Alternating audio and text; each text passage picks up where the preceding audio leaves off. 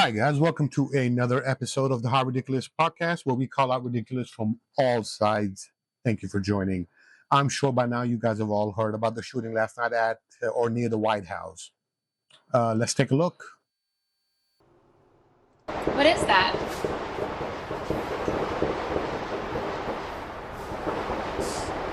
What is that?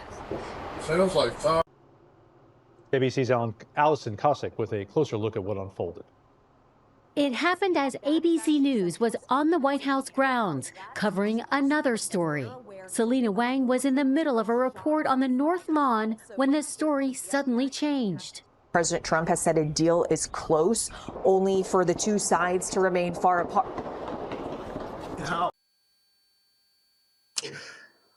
As you can see here, there was a shooting last night near the White House. And of course, wasting no time, we have who else? Cenk, rushing to save the day and explain to us who he thinks is behind the shooting.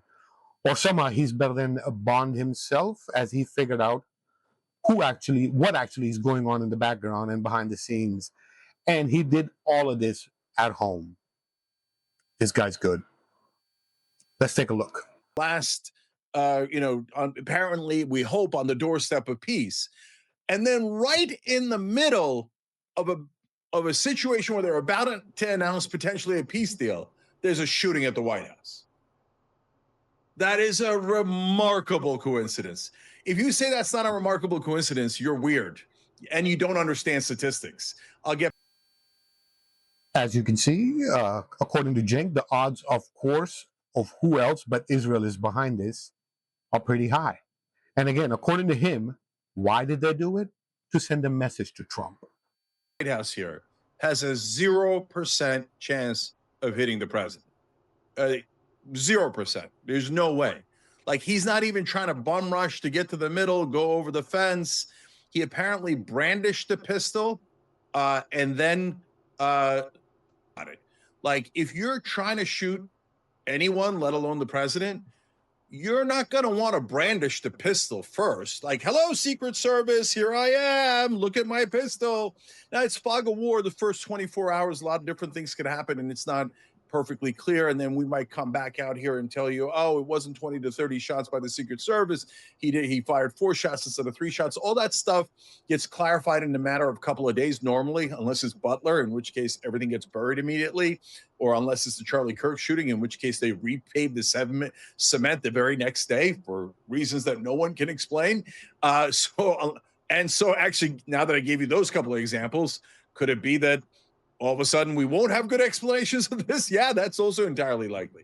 So, but the reason I showed you the red dot and how far it is from the White House and how improbable that is now, if you're in the middle of peace negotiations and someone doesn't want to kill you, but wants to send you a message, then they would send a guy very far from the White House, but near the White House, like far enough that they couldn't possibly hit you, but near enough that they're shooting at the White House, and they would go, hello, everybody, this is my pistol. I am now shooting at Trump. Message sent. Now we're going to see, was the message received? Cenk, I'm sure you know, Bibi and Trump both have smartphones, and I'm sure you know the smartphones have messaging and calling features, maybe even WhatsApp. They could have done that easily rather than take this route, right? But jokes aside, on the other hand, facts say completely something different about this. The shooter's name was Nasire Best. Age and hometown: he was 21 years old, from D.C. area, town in Maryland. He had been living directly in Washington, D.C. for about 18 months leading up to the attack. The Jesus incident. Yes, you heard it right. The Jesus incident. He was well known to the Secret Service last summer. He flagged down agents, blocked the vehicle from entering the White House, and claimed he was Jesus Christ and God. He was placed under an involuntary psychiatric hold at the Psychiatric Institute of Washington. Of course, Washington being a left-run city, I'm sure he was let go in the public.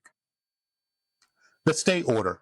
Barely 2 weeks after his psychiatric release, he snuck onto a restricted pedestrian area of the White House grounds, telling officers he explicitly wanted to be arrested.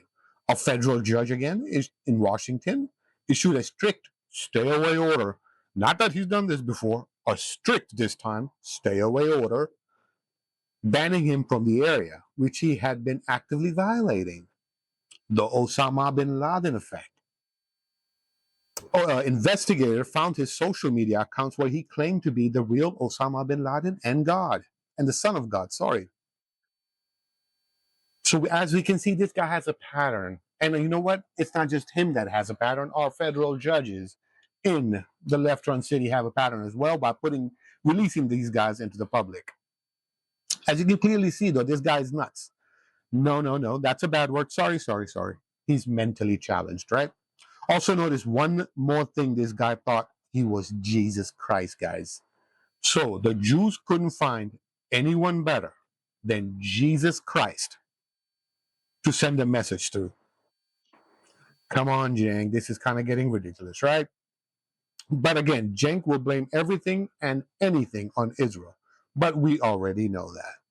Anyways, guys, this is the episode for today. It was a quick one. Thought I'd point out the obvious ridiculous by Cenk. Until next time, be safe, be happy. See you soon.